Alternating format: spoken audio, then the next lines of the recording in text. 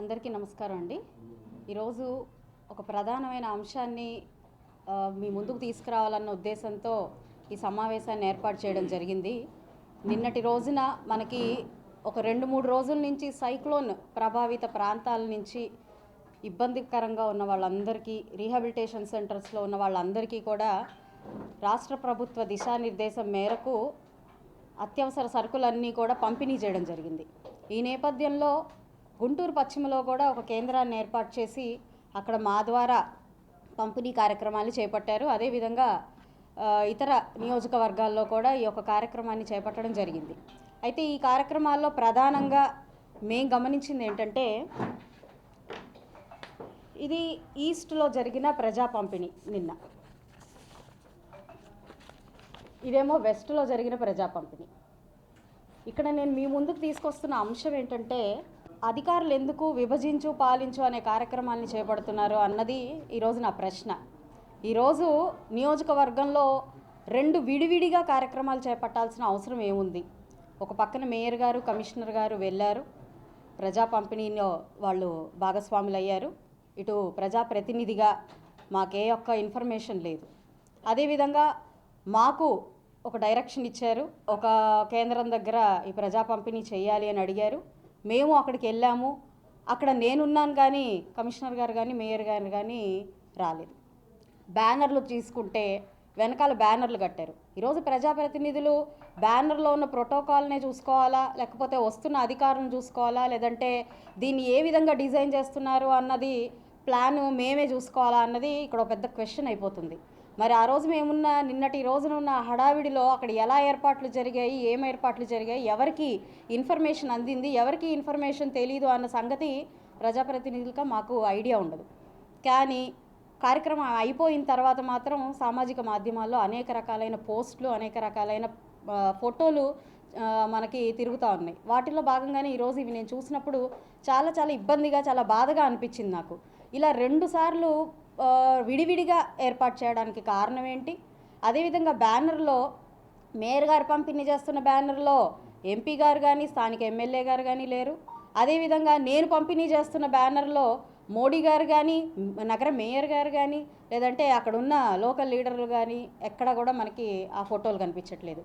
అంటే ఏ మెసేజ్ మనకి ఈ అధికారులు అందరూ ఇవ్వదలుచుకున్నారో నాకు ఈరోజు వాళ్ళ దగ్గర నుంచి నేను ఒక సమాధానాన్ని కోరుకుంటున్నాను. ఇదే కాదు, ఇలాగా కొన్ని సందర్భాల్లో అధికారులు కనీస ప్రోటోకాల్ కూడా తెలియకుండానే వాళ్ళు వాడి యొక్క విధుల్ని నిర్వర్తిస్తున్నారా అన్నది ఈరోజు ప్రశ్నించుకోవాల్సిన పరిస్థితి. ఒకానొక కార్యక్రమంలో మెప్మా డిపార్ట్మెంట్ మొత్తం కూడా ఏకంగా చంద్రబాబు నాయుడు గారి ఫోటోనే లేకుండా కార్యక్రమాన్ని చేపట్టిన విధానం చూసాము. అదేవిధంగా ఒక్కొక్క కార్యక్రమంలో నరేంద్ర మోడీ గారి ఫోటో లేకుండా కార్యక్రమాన్ని చేపట్టడం చూస్తూ ఉన్నాము. మరి సచివాలయ దగ్గరికి వెళ్తే మరి ఈరోజు సచివాలయ సిబ్బంది కూడా ప్రజలకు జవాబుదారీగా రాష్ట్ర ప్రభుత్వాన్ని నిలబెట్టే విధంగా, వారు చేస్తున్న మంచి కార్యక్రమాన్ని ముందుకు తీసుకెళ్లే విధంగా ఉండాలి. కానీ ఈరోజు మనం చూస్తుంటే ఒక కామన్ మ్యాన్ సచివాలయానికి వెళ్తుంటే ఇక్కడేం పనులు జరగవు, ఇక్కడే పని కాదు అనే ఒక మెసేజ్ని ఇచ్చే ధోరణిగా వారి ప్రవర్తన ఉంటుంది. అంటే ఈ అధికారులు కానివ్వండి, ఈ సిబ్బంది కానివ్వండి, ప్రజలకు కానివ్వండి, అక్కడ ఉన్న ప్రజాప్రతినిధులు కానివ్వండి, ఇస్తున్న మెసేజ్ ఏంటో ఈ సందర్భంగా నేను ఒక ప్రశ్న వేస్తూ ఉన్నాను. దీన్ని రెక్టిఫై చేసుకోవాల్సిన బాధ్యత మనకి అధికారులందరికీ కూడా ఉంది. ప్రజాప్రతినిధులకి లేదు అనంటే అధికారులకి ఒక సమన్వయం లేకపోతే ఎక్కడా కూడా రాష్ట్రం కానివ్వండి, ఆ ప్రాంతం కానివ్వండి ముందుకు వెళ్ళే పరిస్థితి ఉండదు. ప్రజలు కోరి ఓటేస్తే ప్రజాప్రతినిధులు ఆ రాష్ట్రంలోకి వస్తారు.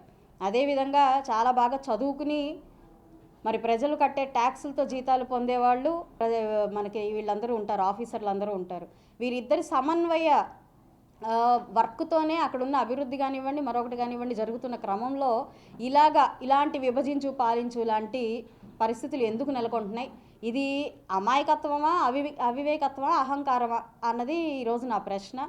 కాబట్టి నాకు దీని నుంచి ఇది ఏర్పాటు చేసిన ఎవరైనా కానివ్వండి, ఈ కార్యక్రమంలో భాగస్వాములైన వాళ్ళు ఎవరైనా కానివ్వండి, వాళ్ళని నేను సూటిగా ప్రశ్నిస్తున్నాను. ఇలాంటి ఈ విధి విధానానికి మీరు ఇస్తున్న మెసేజ్ ఏంటో నాకు తెలియాల్సిన అవసరం ఉంది. మరి మాకు ఎలాంటి ప్రశ్నలు ఉత్పన్నం అవుతాయంటే, మీరేంటి కలుపుకొని వెళ్ళట్లేదు, లేదంటే మీరేంటి ఐకమత్యంగా లేరు, మీరేంటి ఎక్కడ ఎవరిని కన్సిడర్ చేయట్లేదు అనే మాటలు నేను వినాల్సి వస్తుంది. అది ఈరోజు మరి మాకు తెలియకుండానే జరుగుతున్న ఈ పరిణామాల్ని మరి ఏ విధంగా తీసుకెళ్లాలో ఒక ప్రశ్నగా మిగిలిపోతూ ఉంది. కాబట్టి అధికారులు దీనికి నాకు ఒక కరెక్ట్ ఆన్సర్ ఇవ్వాల్సిందిగా నేను అందరినీ కోరుకుంటూ, మీడియా ద్వారా ఇదంతా మనకి అధికారులకు కానివ్వండి, ఇటు ప్రజలకు కానివ్వండి, కార్యకర్తలకు కానివ్వండి తెలియాల్సిన అవసరం ఉంది. కాబట్టి ఈ యొక్క సమావేశాన్ని ఏర్పాటు చేసి మీ ద్వారా నేను తెలియపరచాలి అని అనుకున్నాను. దానికి ఆహ్వానం మేరకు వచ్చిన మీడియా ప్రతినిధులందరికీ, మిత్రులందరికీ కూడా పేరు పేరున నమస్కారం. మేడం, అంటే అధికారుల సమన్వయ లోపం కనుక ఎవరైనా ఇతర పార్టీ నేతలు ఉన్నారా, లేదంటే మన పార్టీలో ఉన్నటువంటి నేతలే వెనుకుండి ఏదంతా నడిపిస్తున్నారంటారా? అది అదేనండి క్వశ్చన్ నేను వేసాను, ఆన్సర్ వాళ్ళు ఇవ్వాల్సి ఉంటుంది. దాని వెనకాల రీజన్స్ ఏంటి, ఎవరు కారణాలు, లేదంటే నిజంగానే అమాయకత్వంలో ఉన్నారా, లేదా ఇంకా కూటమి ప్రభుత్వాన్ని అధికారులు యాక్సెప్ట్ చేయట్లేదా అన్న విషయాన్ని మరి వాళ్ళే క్వశ్చన్ చేసుకొని దానికి ఆన్సర్ ఇవ్వాల్సిన అవసరం మాకుంది. ఈ అధిష్టానం దాకా వెళ్ళడం కోసం మాత్రమే ఈరోజు ఈ మీడియా సమావేశాన్ని ఏర్పాటు చేశానండి. నేను అధికారులు అని అంటే ప్రతి డిపార్ట్మెంట్లో చూస్తున్నామండి. ఇందాక నేను మెప్మా గురించి చెప్పాను. అంతా మరి మెప్మా డిపార్ట్మెంట్లో చేస్తూ నారా చంద్రబాబు నాయుడు గారి ఫోటో లేకుండా కార్యక్రమాన్ని చేపట్టడం కానివ్వండి, మరి మోడీ గారి ఫోటో లేకుండా కొన్ని కార్యక్రమాలు చేపట్టడం, అది అంటే అంత మర్చిపోయి ఎంత ఉన్న పళంగా చేస్తున్నా కూడా నేను అడిగినప్పుడు వారు ఇచ్చే సమాధానం ఏంటంటే హడావిడి అయిపోయిందండి. హడావిడి అయిపోయినంత మాత్రాన మనకి నాయకుల్ని మర్చిపోతున్నామా, స్థానికంగా ఉన్న ప్రజాప్రతినిధులు మర్చిపోతున్నామా అన్నది ఇక్కడ ప్రశ్న. 2 సార్లుగా అసలు ఒక కార్యక్రమాన్ని చేయాల్సిన అవసరమే ఉంది. ఇది గవర్నమెంట్ కార్యక్రమం. గవర్నమెంట్ కార్యక్రమంలో అటు మనకి సిబ్బంది, ఇటు అదేవిధంగా డిపార్ట్మెంట్ వాళ్ళు, ఇటు ప్రజాప్రతినిధులు అందరూ కలిసికట్టుగా చేస్తే సరిపోతుంది కదా. దానికి 2 కార్యక్రమాలుగా ఏర్పాటు చేసి ఎవరికి వారు చేసుకోవాల్సిన అవసరం ఉంది. దీని వెనకాల ఉన్న ముఖ్య ఉద్దేశం ఏంటి, ఇది ప్లాన్ చేసిన అధికారులు ఎవరో కూడా మనకి తెలియాల్సి ఉందండి.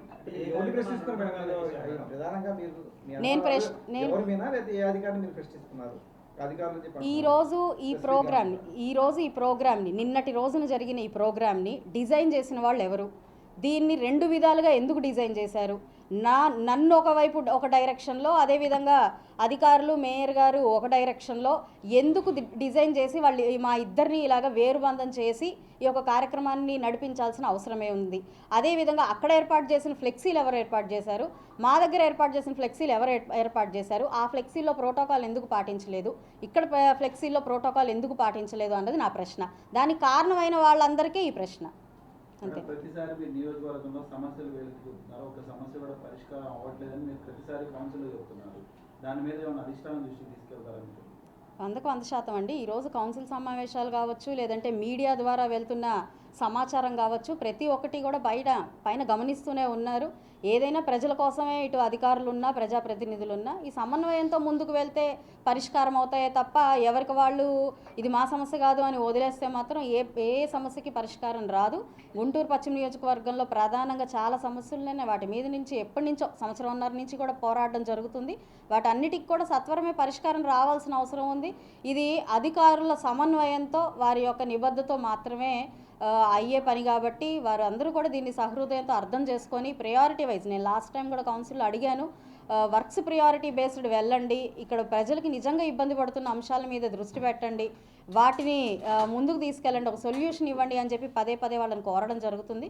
అయితే కొన్నిటి మీద వారు దృష్టి పెడుతున్నారు, మరి కొన్నిటిని ఉపేక్షిస్తున్నారు. అది వాళ్ళు అర్థం చేసుకొని ముందుకెళ్లాల్సిన అవసరం ఉందండి. మేడం, మేయర్ గారు కమిషనర్ గారికి తెలియకుండా నేను ప్రోగ్రాం జరిగిందంట. ఇదే తెలియాల్సిందండి. మరి నాకు తెలియకుండా అక్కడ ఒక ప్రోగ్రాం జరిగింది. 24వ డివిజన్లో వారిద్దరితో నేను ఫ్లెక్సీలు చూస్తే తప్ప నాకు అర్థం కాలేదు. నాకు ఆ ఫోటోలు, నేను సోషల్ మీడియాలో చూసిన ఫోటోల మేరకే నాకు తెలిసింది. అది కూడా నేను సాయంత్రం నిన్న నైట్ చూశాను. అప్పుడే నాకు తెలుసు ఇలా 2 ప్రోగ్రాంలు జరిగిన విషయము. సో నాకు కూడా ఐడియా లేదు. అందుకని ఇవాళ వెంటనే నేను ప్రశ్నిస్తున్నానండి అందరినీ, ఎందుకు ఇలాగ జరిగింది, దీనికి కారణం ఎవరు అన్నదే నా ప్రశ్న. దానికి ఆన్సర్ రావాల్సింది. మేడం, గుంటూరు నగరపాలక సంస్థ పరిధిలో 3 నియోజకవర్గాలు ఉన్నాయి. పర్టికులర్గా మీ నియోజకవర్గంలోనే కాంట్రాక్టర్లకు బిల్లు చెల్లించట్లేదని మీరు ఆరోపిస్తున్నారు. అంటే నేను ఓవరాల్గా కాంట్రాక్టర్లకి బిల్లులు రావలేదు అని అన్నాను తప్ప పశ్చిమ నియోజకవర్గంలో మాత్రమే కాదు, ఓవరాల్గా మా దగ్గరికి ఒక రిప్రజెంటేషన్ రూపంలో కొంతమంది కాంట్రాక్టర్లు అందరూ వచ్చారు.